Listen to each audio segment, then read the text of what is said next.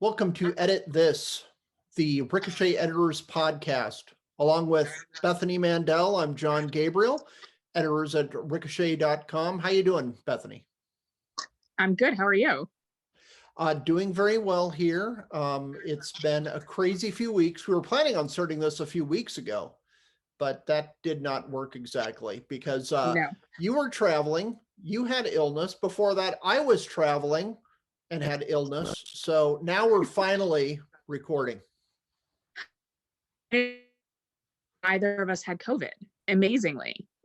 We're the only COVID. people in America who are getting other things besides COVID. So congratulations to us. I had a stomach virus. It's great. Yeah. So you are back at home now, right? Thank God. Oh my gosh. Yeah. It was an amazing. So we went on a Passover program to Utah. It was beautiful. All the food was made. Everything was done. It was incredible. But we're happy to be home, on solid ground. And I'm glad we did it. It was a good trip. Good deal. Glad you got to do that. It's good Where to did you get guys out of the East Coast. We didn't really go anywhere. What we did instead is spend $9,000 on a new air conditioning unit because our AC died.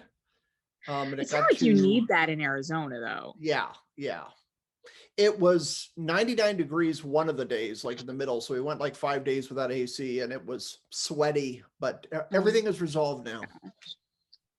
So we are going to be our entire HVAC unit is, I think, like 16 years old. And we had some issues last summer with it when it was on AC.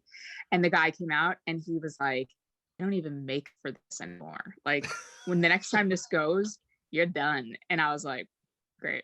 Really looking forward to that. And it's going to be the same. It's going to be like, $6,000 to $10,000. Yeah, exactly. Yeah. And here it's like some of that money went to a service contract and all these other things because you want to be locked in. If it's August and your AC dies, you want to be very on the premium plan so you get service quickly. Right.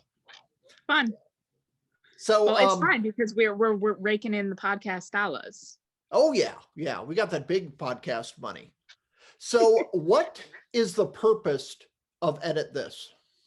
So the purpose of Edit This, I think, maybe you have an opinion. I feel like maybe we should be on the same page. Is to talk about the stuff that we're publishing, the stuff that you and I are writing, the stuff that our members are publishing, but also just kind of give people a window into how we're feeling as, the editors and things that are going on in the world, and just a general, it's a good touch-base conversation every week on what's going on. Definitely. And kind of a mini editors meeting, looking ahead to what's expected in the news and stuff that we like from the member feed, because the vast majority, and anyone listening who is not a Ricochet member, the vast majority of our posts are from our members. They rate them, post them in the member feed, and members vote them up and they get put to the front page. So that is the value, or one of the many values of Ricochet, being able to comment on pages for podcasts such as ours and others, Lady Brains, for instance. They can comment on our site and also have input into our site. What do you want to see changed? What do you want to see improved? What I really like about what we post on the member feed also is that people have really unique perspectives and experience, and it's not all about politics. I love when people don't post about politics, because people have really we have members who are former police, and we have a member, Jenna, who works in a pet food store in Minnesota, and she had really interesting thoughts about being an essential worker during the pandemic. She had really interesting thoughts about being in the middle of Minnesota, in the middle of everything that's been going on. So there's a lot of really wonderful perspectives that I feel like other sites don't have, because we have correspondents from around the country, from every different walk of life, which is really unique and special to Ricochet. And also too, around the world, we have one member who's always giving us updates on Irish politics or Australian politics. And I love that, just getting different perspectives. We had one post that I promoted on Sunday today that was about the transportation plans that Joe Biden has put out, which would rely on robotics, and he's a robot programmer. So he was going through the difficulties of programming these things. And, we're talking about the Mars lander and the helicopter Yeah. and what's involved in the testing. And it's just great to hear all those perspectives that never get mentioned in your average DC Manhattan media. Yeah, and that's the thing. And speaking as someone who works in DC and lives in DC, like this perspective is overplayed, and it's nice to hear others. Yeah, definitely. And that is the Ricochet advantage. So also we want in the future, this first podcast has been riddled with technical issues. And but it's like, okay, let's get this recorded, get it on the site.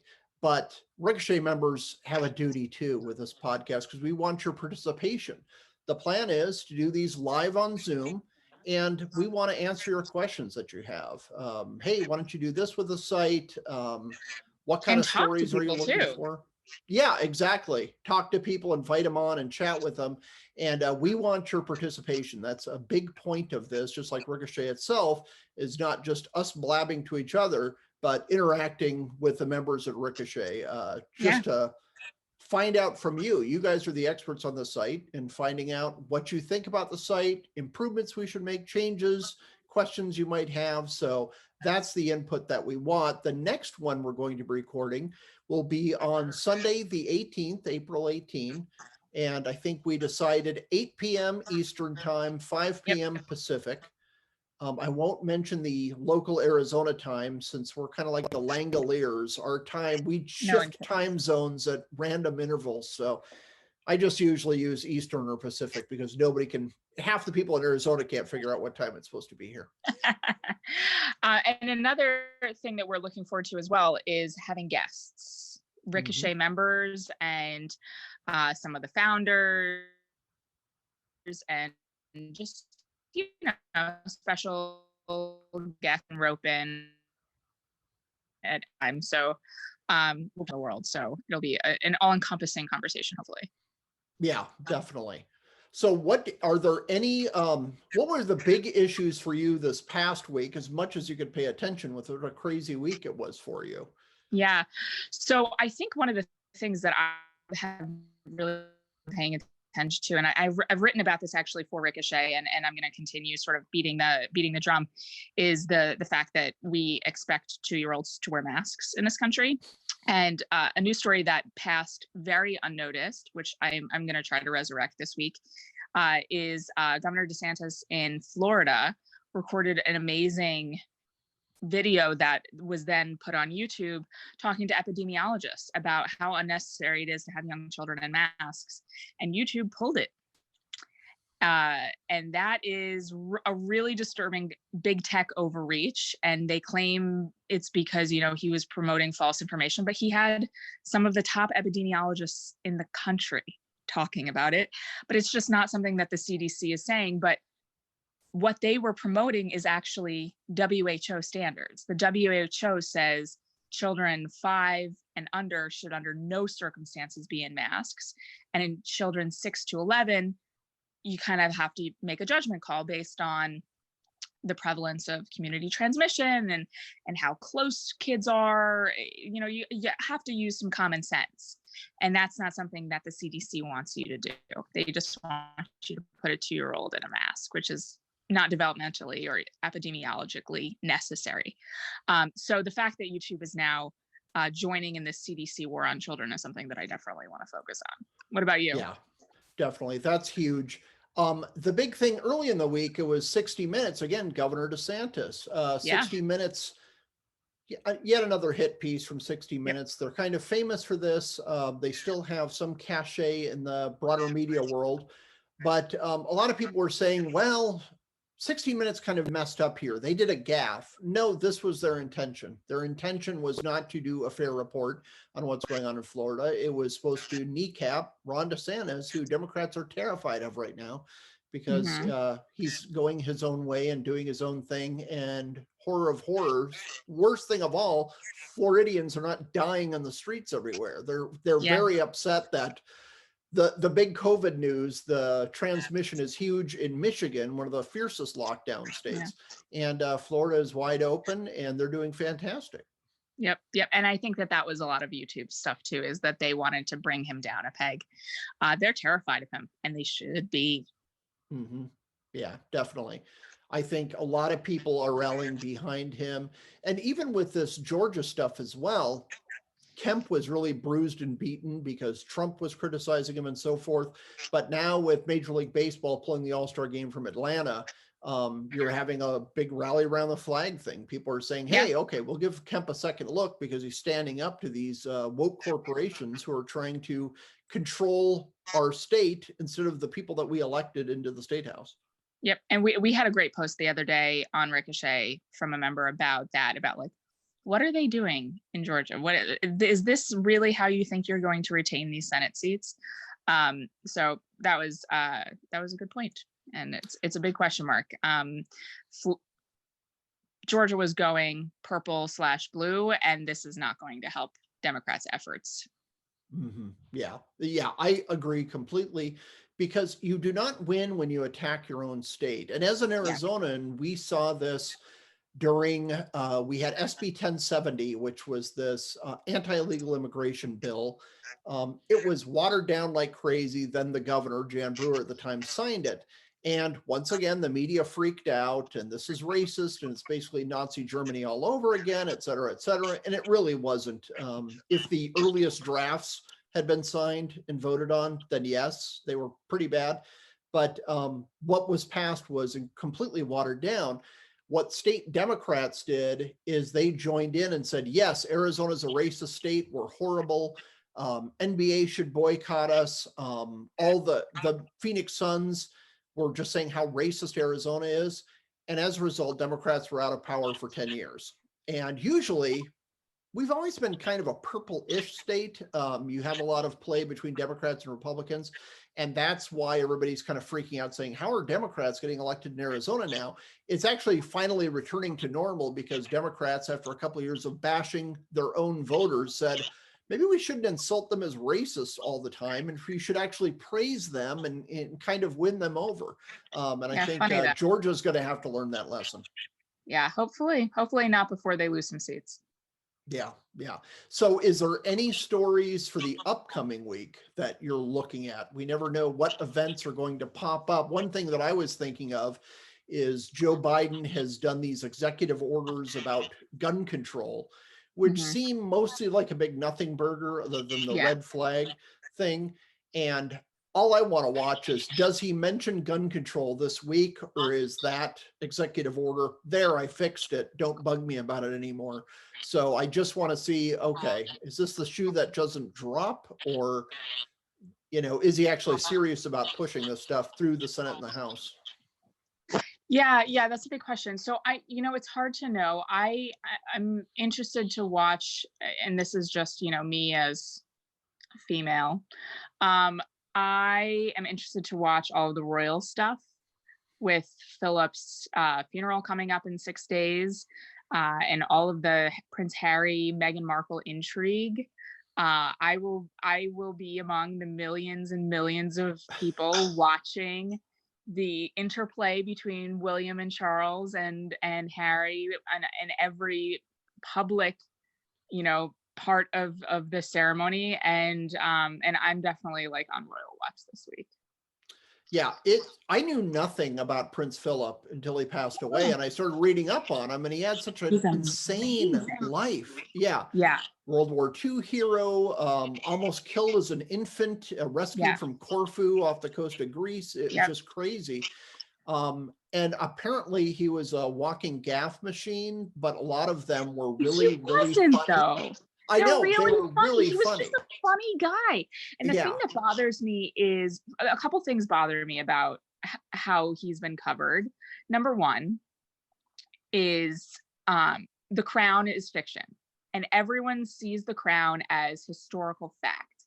And so people don't have a great impression of Philip as a result, because they think that he was a jerk. Which could be, but also The Crown is fiction. So I think that people need to be more aware of that.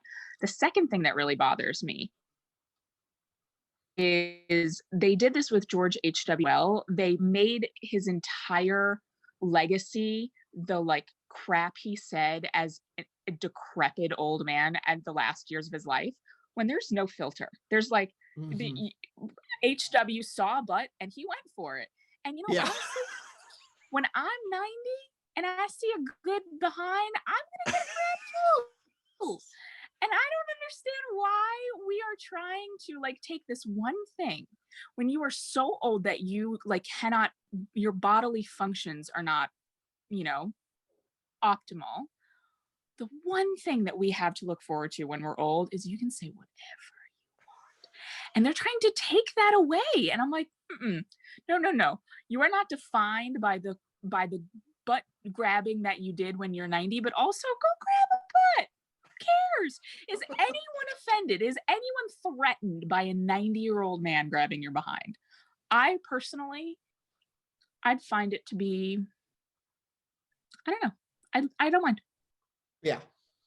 Who cares? Yeah, it's his unfiltered thing too. And a lot of things they've reported as gaffes were him putting others at ease, because they talked to a lot of people he said these quote unquote gaffes to, and they're like, I was a nervous wreck. I was afraid I was going to violate protocol. So he would jump in and violate protocol first. Right. And they'd say, oh, he's cool. I can just Yeah, be and he myself. I was don't need to cool. worry about it. And Yeah. the favorite comment that he made that I've heard so far, and I've read through a lot of them, is he had a state visit to Australia. And the person at the border said, sorry, Prince, I need to ask all the questions I do to everybody. Do you have any criminal record? And he goes, oh, I'm sorry. I didn't know that was required anymore for Australia, which I'm like, that is such a great comment. And on the same trip, he was doing some photo op and there was a koala and they said, Prince, it's okay. You can pet the koala. And he's like, of course not. I don't want some ghastly disease from that thing. And I'm like, this guy's great. Yeah. One of my other favorite things that you're not supposed to say as a parent, but I love that they were so obvious. He especially was so obvious about having a favorite. It was Anne. He loved Anne the most. And there was a funny video interview of him years and years ago. And he made fun of Charles. And he was saying, you know, polo or whatever it was. I think it was polo. He's like, polo is something that you play when you're younger. My son Charles plays it. I know he doesn't look young, but he is. And I'm like, dang, girl, you do it. And it was so clear. And this The Crown did accurately portray. Anne was his favorite. Andrew was the Queen's. And this was one of my favorite storylines in The Crown, an entire episode where he's like totally open about the fact that he has a favorite. And the Queen is like, what? I don't have a favorite. I don't know what you're talking about. And then he's like, yeah, okay. And so like over the course of the episode, she spends quality one-on-one time with each of their 4 children. And at the end, he was like, you have it. You do, you know. And she's like, no. And it's very, very clearly Andrew, who in retrospect was not the best.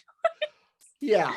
Maybe doted on him a little too much. I'm curious to see how public Andrew is, because he's kind of stepped away from official duties. I haven't seen, well, I don't really follow the royals, but I hear about everybody but Charles anymore. I think he's just keeping a lower profile, maybe. He is? Okay. Not at all. He's totally out there. Andrew is super low profile. Anne is pretty low profile too, but Edward and Charles are out there pretty strongly, especially Charles. And he was the first of the royals to make a public statement about Philip after he died. And it seems like they're finally letting the 73-year-old like take some responsibility. Like, we think you're ready at 73. Or no, he's not 73. That's how long they were married. He's like in his upper 60s, but he's finally being given a little responsibility. Like, now that you're about 70, now we trust you to make a few decisions, Charles. Right. Do you think he will be king, or will it just jump down to Edward? No, I do. I think he'll be king. I mean, he's not going to be king as long as because his mom was queen. Oh yeah. But yeah. I mean, he'll be king for a while. And then everyone will be like, okay, time for Will and Kate, let's do it. Yeah. But I'm liking him more and more. And this is another thing that like The Crown really kind of screwed up. He's not as unlikable as people thought he's not as unlikable as people think he is. And I think that he's getting more so. But it was actually interesting. I was talking to my kids yesterday about the Charles and Camilla story, and they were like, we don't really know who the bad guy is here. And I'm like, yeah, it's kind of hard because like, you know, Charles and Camilla were in love with each other the whole time, but he kind of wasn't so fair to Diana, but he also didn't love her. It's interesting. It's an interesting dynamic. But anyway, long story short, I am on Royal Watch this week. I'm very excited. All right. Well, we will look forward to your posts on that. I'll come up with something to post on the outrage of the day, most likely. Yes, always. Yeah, thanks for listening, everyone. Like we said, April 18th, Sunday, 5 p.m. Pacific, 8 p.m. Eastern time. We will be on here. We will be live. You can watch us on Zoom, and we'll take your questions, comments, et cetera, et cetera. And if you have any suggested topics or whatever, this is the beauty of being a Ricochet member. You can comment on this post, and we'll include your thoughts and feelings and guidance in our next episode. Sounds good. Well, for Bethany and me, John, thanks for listening to our introductory podcast to Edit This, and we'll talk to you next week. Sounds good. Thanks.